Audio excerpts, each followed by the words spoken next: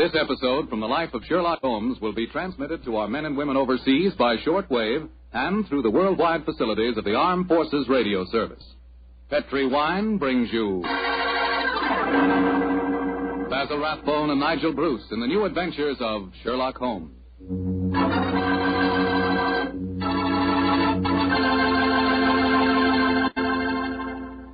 The Petri family, the family that took time to bring you good wine, invite you to listen to Dr. Watson tell about another exciting adventure he shared with that master detective, his old friend Sherlock Holmes. And say, I want to tell you about a little present I've got for you. A present, and it's free. It's a swell recipe calendar printed in full color, and it's good for 2 years, 1945 and 46. But best of all, this calendar not only gives you the dates, it gives you loads of swell recipes and ideas for cooking with Petri wine. Want to know how to make spare ribs that are out of this world? You want to learn a new way to fix liver and onions, a swell way to make soup more delicious than ever. It's a cinch with this calendar handy in your kitchen to tell you how. In fact, this calendar tells you all you ought to know about wine. And remember, it's free. Just write to Petri Wine, P-E-T-R-I, Petri Wine, San Francisco 26, California. Petri Wine, San Francisco 26, California. We'll send you your swell recipe calendar immediately.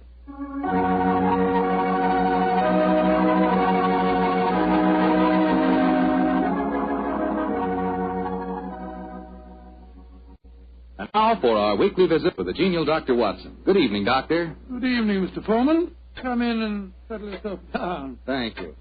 You're looking particularly comfortable tonight, Doctor. Feet up on the sofa and the puppies asleep on your lap. Yes, my boy. The three of us went for a long walk on the beach this afternoon. Monty and Winnie had a running battle with the seagulls. In consequence, they've been fast asleep ever since we got home. Oh, I hope you're not too tired, Doctor.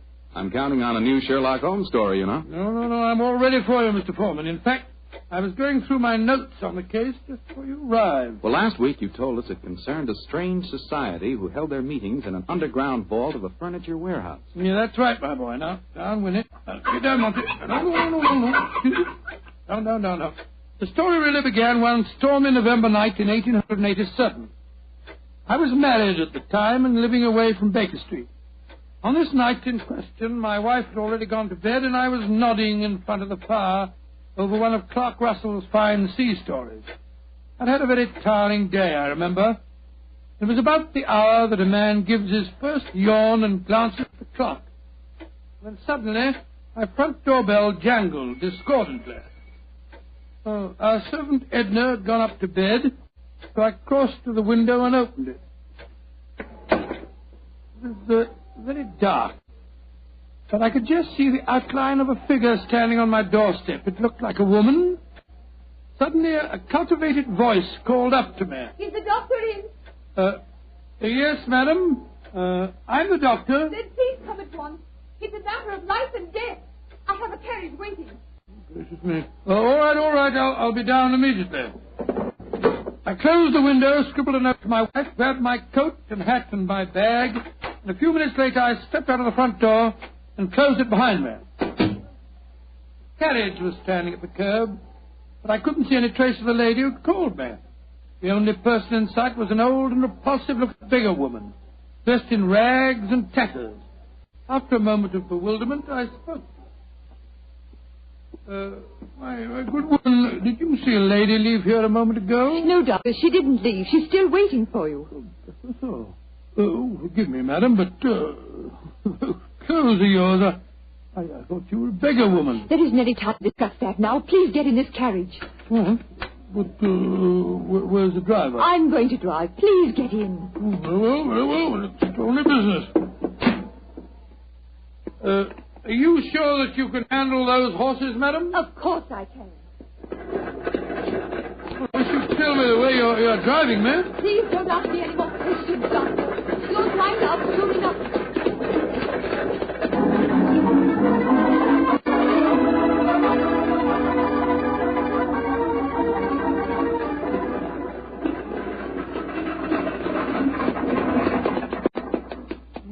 Thank heavens we've finally reached our destination.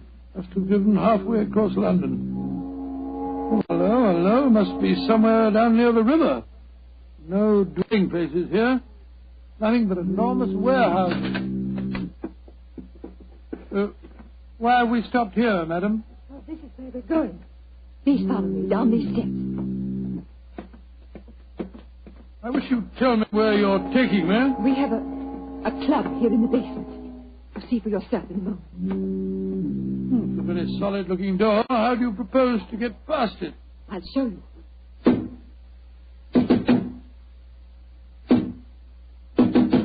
Good Lord, it must be a very secret club of yours, madam. It is, Doctor. Who knocks? Number 7. Give the password. To the lanterns. You may enter.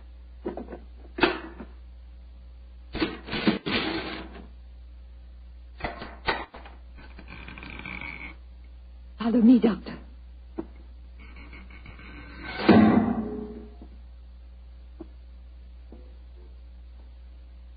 Madam, I do wish you'd tell me where you're taking me. This looks like the entrance to an opium den or a thieves' kitchen. Don't worry, Doctor. You're in no danger. There. Does that look like a thieves' kitchen? Great Scott, I don't believe my eyes. A luxuriously furnished room. What a strange collection of people. Some look like beggars, others in full evening dress. Amazing. Number 7. Who is this man? He's a doctor. I went to fetch him. I thought I said there were to be no strangers inside. Now look here, my good man. I've been extremely patient, but my temper's beginning to wear a little thin. Either let me see your patient at once or show me out. My time's valuable and I don't propose to waste it. I'm sorry, Doctor. Where is Julian? He's in the back room. And if you know what's good for you, Doctor, whatever you call yourself, you'll forget everything you see in here. Stop threatening me, sir. I'm not in the least interested in your blasted club. Just take me to the patient.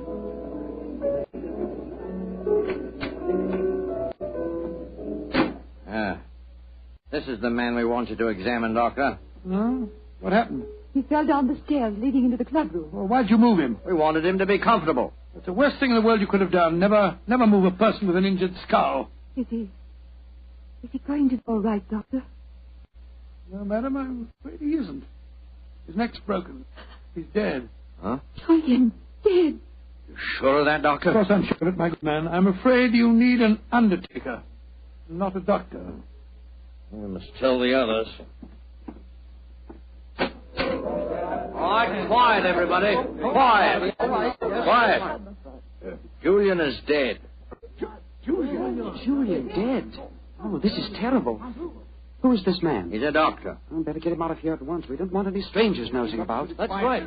Shouldn't have brought him here anyway. Now, just a minute. I assure you, ladies and gentlemen, I haven't the slightest desire to stay here one moment longer. If you direct me to the door again, madam, I'll try to find a cab myself in this godforsaken district and go home. Show him out and give him his money. Follow me, please. I'm delighted to. Do you mind if I don't drive you home, Doctor? Well, no, I should prefer it. My nerves aren't in the best of shape. You mustn't be angry with me, Doctor, please. Leaving again, number 7. No, but this gentleman is. Will you see if you can find a cab for him? Right. To whom shall I send in my bill, madam? Oh, here's a £5 note. That should cover your time and trouble, shouldn't it? No. It's far too much, madam. No, Doctor. It's late at night, and it hasn't been a very pleasant case for you. Please take it. Oh, it's very kind of you. Very generous indeed. But by the way, how did you happen to come to me in the first place? I was driving about looking for a doctor, and a policeman directed me to your house. Oh, I see. I have found a cab for you. Well, thank you, my man. Thank you. Oh, Doctor, may I come round in the morning for a death certificate? Of course. You remember my address? Yes, but I don't know his name. Watson. Dr. Watson. Dr. Watson? Not the Dr. Watson who's associated with Sherlock Holmes. Oh, madam, that is that you know of me. Good night, Doctor. And please forget about everything you've seen here tonight.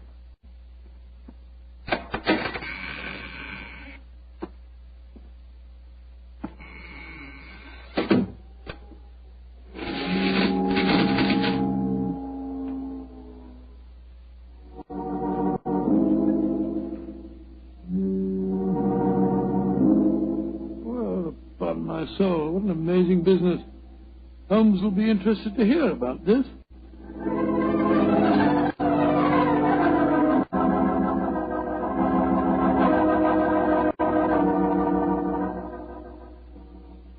And that's the way it was, Holmes. One of the most curious adventures I ever had without you. Very interesting, Watson. You say this underground cellar was luxuriously furnished. Yes, and the people there were an amazing mixture. Some were in rags and some in evening dress. Huh, like the nursery rhyme, eh? Some in rags and some in tags and some in velvet gowns. Oh, exactly. In the feeling that I was taking part in a story out of the Arabian Nights. I must say, though, I was pretty angry at the time. However, after a good night's rest, I feel quite differently this morning. I thought I'd just drop round and tell you all about it. Glad you did, my dear fellow. It would be interesting to see if any repercussions of your strange adventure reach us. Oh, I doubt it. The woman seemed frightened to death when I mentioned your name. We shall see. Meanwhile, I'm expecting a client. If you're not too busy, perhaps you can stay. No, thank you very much. Who is it, you know? The telegram will tell you much more than I can. Arrived an hour ago. Let's have a look. Be at your lodgings this morning to discuss our problem. Signed AMS. Pretty high-handed message. Be at your lodgings. Oh, please. What suppose AMS stands for? I was just toying with that problem when you arrived. Could it be the American Medical School? No, there's no such body. It's the American Medical Association. Oh, yes. The imperious tone of the message inclines me to believe that the A stands for amateur. Very possibly. Amateur Masker Society. Or the Amateur Murderers. That would be a nice thought, wouldn't it? There's their representative now, no doubt, to save us further guesswork. Holmes, it looks like the same carriage as I drove in last night. The girl standing on your doorstep, dressed in the height of fashion. Mrs. Hudson's letting her in. Splendid. It seems that we have not heard the end of your adventure. Go and meet the lady at the top of the stairs, will you, old chap, and save Mrs. Hudson's legs. Right you are, Holmes. Thank you, Mrs. Hudson, thank you. All right, come in, madam. Want to come in? Thank you, Dr. Watson. Mrs. Sherlock Holmes. At your service, madam. Won't you sit down? I'm Lady Dorothy Brownlee. It's your voice. You're the lady who fetched me last night, dressed up as a beggar woman. Yes, I am, Dr. Watson. Forgive me for being so mysterious at the time. Doubtless you have come to consult me regarding last night's unfortunate accident at the Amateur Mendicant Society. How did you know what the initials stood for, Mr. Holmes? Well, after hearing Dr. Watson's story of last night's happenings, the connotation seemed obvious. Am I right? Perfectly. Last night when Dr. Watson told us Julian was dead, we thought it was an accident. And now you think it is murder, eh? Lady Bromley, if you expect my help, there must be no more mystery. Just what is this Amateur Mendicant Society? I'm afraid it'll be a little hard for you to understand our motives. We're a group of people, rather wealthy people, I suppose, who find pleasure in deliberately leading a seamy life disguised as beggars. We use the basement that you were in last night, Doctor, as our headquarters. We keep our beggars there and change out of them before we go home. What a fantastic idea. What a futile, worthless way of spending your leisure time, Lady Bromley. I suppose it must seem so, Mr. Holmes. But we're curious to learn how the other half lives. And of course, there's a certain thrill in rubbing shoulders with the police. At least we do some good. Indeed. I should be interested to learn how. All the money we make as beggars we give to charity. Oh, do you really? And you feel that this gesture on your part absolves you from any responsibility to the real beggars whose livelihood you're impairing? I hadn't thought of it just like that. No. Then I suppose you won't want to help us. Oh, that's quite another matter, madam. As a professional detective, I cannot afford to be a moralist. Yes, I will investigate this case for you, though I warn you my fee will be an extremely high one. Money isn't important, Mr. Holmes, as long as we can solve Julian's death without bringing the police into the case. Lady Brownlee, who is the dead man? The man you refer to as Julian? Julian Trevor, the poet. Oh, he was yes. the one who started our society. Yes, I think I've read some of his work. Decadent. Distinctly decadent. Well, what makes you think that he was murdered, Lady Brownlee? Well, after you left last night, Dr. Watson, there was a terrible scene. You remember Sidney Holt? Oh, was he the big fellow who was so unpleasant to him? Yes, that's the one. Oh, do I remember him? He said that he saw Lord Cecil deliberately trip Julian as he came to the head of the staircase. Oh, Lord Cecil being... Lord Cecil Dillenforth, son of the Earl of Newsham. Oh, yes. There was a bitter argument. Cecil accused Sidney of doing the same thing. Then they had a dreadful fight. It ended up with Cecil threatening to go to the police. So that's when we decided to send a telegram to you, Mr. Holmes. Oh, yes, I see. So the proof of murder depends on such flimsy evidence as to whether the dead man fell or, well, shall we say, was pushed? what it seems like. Mr. Holmes, even though you don't approve, please help us, won't you? Yes, Lady Brownlee, I will. Will you come back with me now to our headquarters? I shall join you within the hour. In the meantime, my old friend Dr. Watson can go with you. But Holmes, what can I do without you? You know my methods, old chap. Act accordingly. Oh, very well, Mr. Holmes. But you promise you'll be there. I promise you that I will be there, madam. Thank you so much, Mr. Holmes. We'll be expecting you. Come on, Doctor. Well, I'll just get my hat and coat. Holmes, what are you up to? Go with her and ask no more questions. I shall join you within the hour. Holmes, there's a glint in your eye. I don't think you believe the story. Of course I don't, Watson. Well, then what? Then go with her, old fellow, and keep your wits about you. The game's afoot.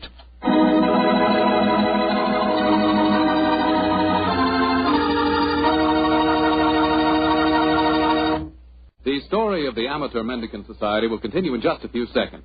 Time I'd like to use to remind you that you're really missing something until you try having wine with your dinner. And I mean a Petri wine. Let's say a Petri California Burgundy or a Petri California Sauterne. Both wines are just made to make good food taste better. If you like a red wine, try Petri Burgundy. Try it with hamburger, with stew, with any meat or meat dish. And if you like a delicious white wine, a wine that'll make chicken taste better than ever, try a well-chilled Petri Sauterne. With food, nothing can take the place of a good Petri wine.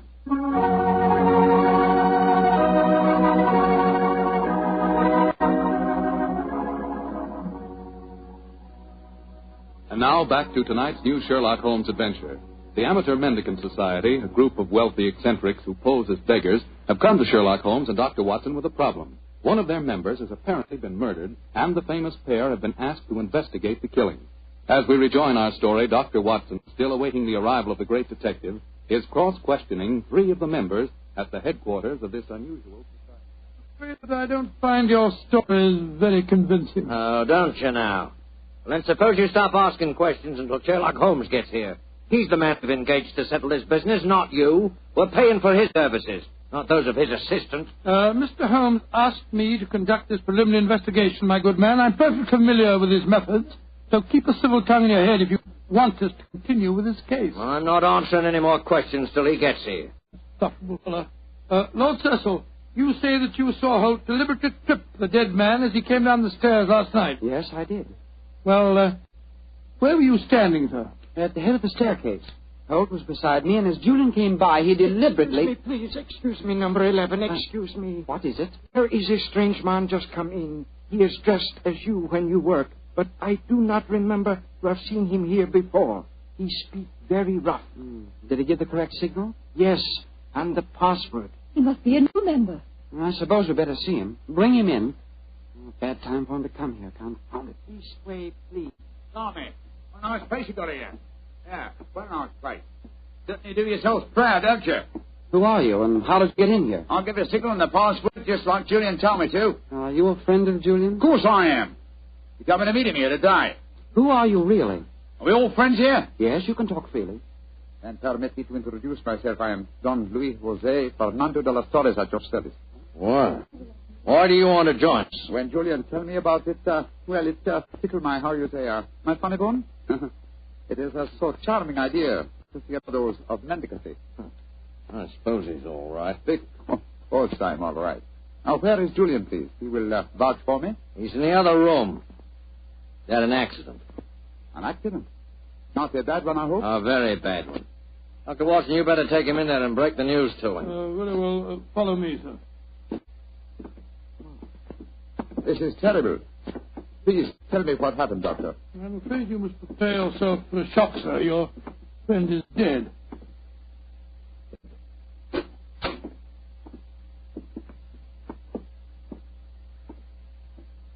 His neck was broken last night in some brawl. Yes, except that I do believe it was an accident, Watson.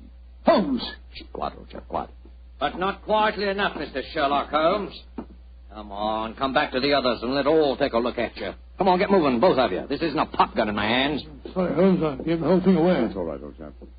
Oh, Cecil, Dorothy, come here. I want you to take a look at the great Sherlock Holmes. Walked into our trap just like any stupid policeman. Well, I had to dress up to do it, though, Mr. Holmes. We were waiting for you here anyway, you know. Oh, I was well aware of that, Mr. Holt. You see, I knew I was walking into a trap. How did you know that, Mr. Holmes? Lady Brownlee, the story you brought to us today was so obviously a false one. just as there is no Amateur Mendicant Society. Who are they, Holmes? Go ahead, Mr. Holmes. Tell him. Let's see how much you really do know. Yes, Go ahead. Why should I tell you what you already know? Go on, talk if you know what's good for you. Oh, you're so persuasive, aren't you, Mr. Holt? Very well. Undoubtedly, Julian Trevor's death last night was an accident. You fetched the doctor, Lady Brownlee, a very natural move, and later discovered that the doctor in question was the old friend of Sherlock Holmes. You were all afraid that I would become interested in your unusual society, and so you invented that very thin story about the accident being a murder. You wanted to lure me here so that I could be disposed of, and you could all continue your nefarious works without hindrance. Well, now aren't we clever? What is our nefarious work, may I ask? Your password gave me a clue to the lanterns.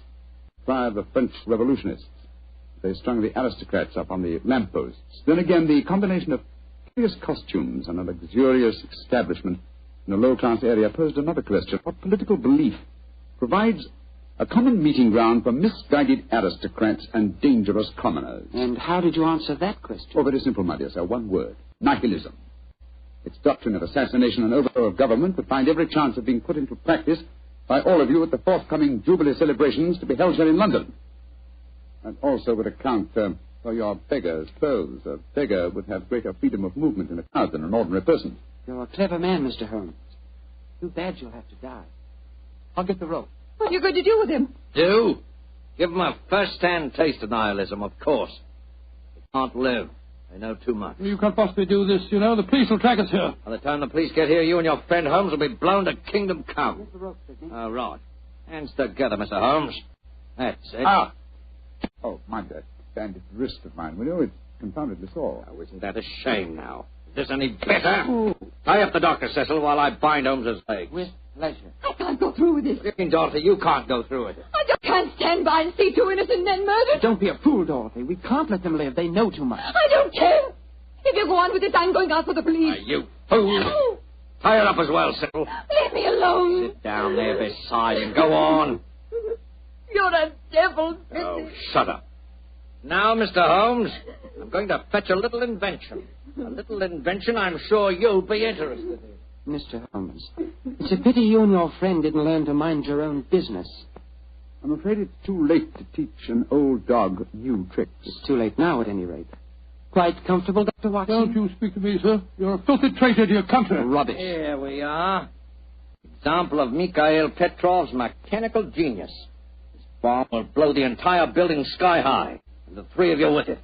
Now, I wind the time clock so, and we'll set the fuse to go off in 5 minutes. Will give us plenty of time to get away. So.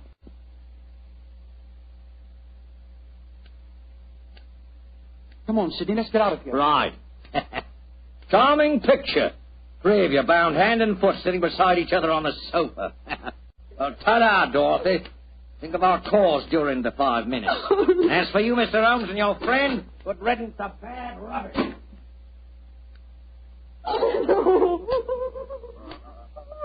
Well, Holmes, this looks like the end. Afraid so, old chap. And I blame myself. If I hadn't been so infernally noisy when I recognized you, we wouldn't be in this mess. Wasn't your fault, old fellow. I think they suspected me anyway. Well, I must say, it seemed to me that you told them a great deal more than was necessary about your suspicions.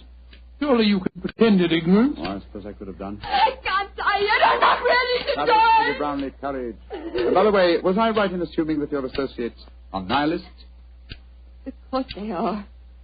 They're planning to assassinate the Prime Minister during the Jubilee celebration. Prime Minister, great heavens, Holmes, we've got to get free. Assuming some miracle happened, we did get free and your former associates were arraigned in court. Would you testify against them? Oh, of course I would. But what chance is there of that? That devilish clock, why doesn't it stop? If it bothers you that much, Lady Brownlee, I'll stop it for you. Holmes, your hands are Of free. course they are, my dear fellow.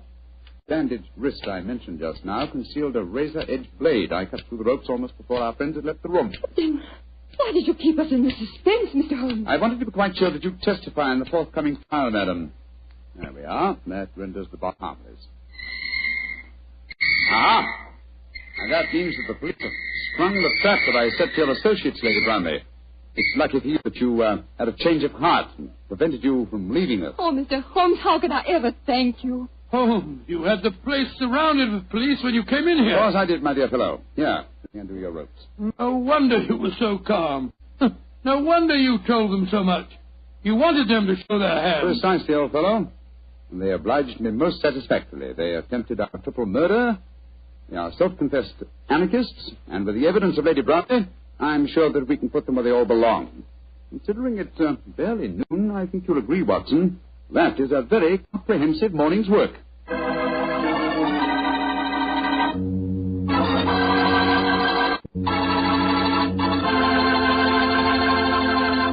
Doctor, tell the truth. Were you scared waiting for that time bomb to go off? Scared, my boy? I was so scared that to this day I can't stand being in the same room with a loud ticking clock. Each tick of the clock seems to speak to me. Seems to say, tick-tock, this is the end. Tick-tock, this is the end. The clock ever speak to you like that? Well, yes, Doctor. How did you know? What's the clock say to you? Tick-tock. Petri took time to bring you good wine. Petri took time to bring you good wine. Gracious me, Mr. Foreman. You listen to your clock and I'll listen to mine. Gosh, Doctor, can I help it if I like to hear about Petri wine? After all, that Petri family really knows how to make good wine. And it's no wonder. They've been making wine ever since they started the Petri business generations ago, way back in the 1800s. And because the making of Petri wine is a family affair, well, they've been able to hand on down from father to son, the skill and experience of each preceding generation. So naturally, when it comes to turning luscious, sun-ripened grapes into fragrant, delicious wine, well, you just can't beat the Petri family, because Petri took time to bring you good wine. And say, don't forget to take time to send for your Petri recipe calendar. It's free. Just write to Petri Wine, Petri, Petri Wine, San Francisco 26, California. San Francisco 26, California. This offer is intended to apply only in those states and other localities where its acceptance is permissible by law and regulation. And now, Dr. Watson, what adventure are you planning to tell us next week? Well, next week, Mr. Foreman, I'm going to tell you a story of old Vienna. The Vienna of sparkling lights, beautiful women, and lilting music. And of an extraordinary murder that takes place to the accompaniment of a Mozart sonata. Boy, that sounds like a thriller. I'll see you for sure next week. Just a minute. Before I go, Mr. Foreman, I want to urge every registered nurse listening in to get all the facts about the Army Nurse Corps. The Army needs you, nurses, needs you desperately.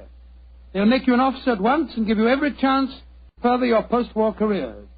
So if you're a registered nurse under 45, call at your local Red Cross chapter and get all the details. Or wire collect to the Surgeon General, U.S. Army, Washington, D.C. And if you can't qualify for the Nurses Corps, see if you can't get into essential civilian nursing so that you can release a nurse who does qualify. But do something about it first thing tomorrow, won't you?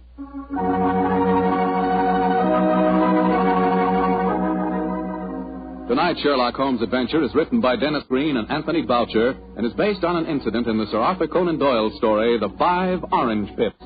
Mr. Rathbone appears through the courtesy of Metro-Goldwyn-Mayer and Mr. Bruce through the courtesy of Universal Pictures, where they are now starring in the Sherlock Holmes series.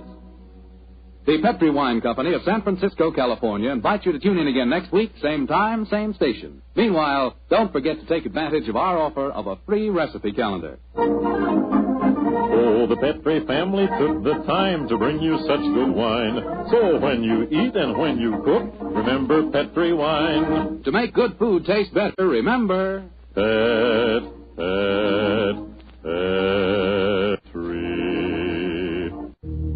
wine. This is Bill Foreman saying goodnight for the Petri family. Sherlock Holmes comes to you from our Hollywood studios. This is the Mutual Broadcasting System.